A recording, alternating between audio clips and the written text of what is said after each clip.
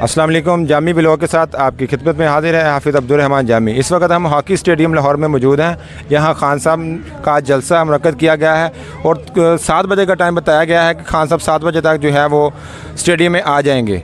हमारे साथ कुछ कप्तान के मतवाले, कप्तान के जियाले मौजूद हैं जिनसे हम गुफ्तगू करते हैं। अस्सलाम वालेकुम जी। वालेकुम सलाम जी। जी भाईजान, कहाँ से आए हैं आप जलसा में? हमें दिखा दो। मैं बुरे वाला से बूढ़े वाला से। माशाल्लाह, आप अकेले आए हैं उतने वहाँ से कि आपकी फैमिली भी साथ है? अकेला आया हूँ। अकेले आए हैं। आप इतनी दूर से खान साहब के जलसा देखने के लिए क्यों आए हैं? क्या ऐसी खास बात है कि आपने इतना किराया भी खर्च किया, टाइम भी जाएंगे? अब यही बता के आम बात क्या, सारा कुछ ही खास है। माशाल्लाह माशाल्लाह ये जी। चोर है, डाकू है, लटेरा, फैक्ट्रियाँ बनाई है, कौन से लंदन में फ्लैट बनाए हैं इन्होंने, क्या क्या क्या बनाया। ये तो है ही खास, सारे का सारा खास है।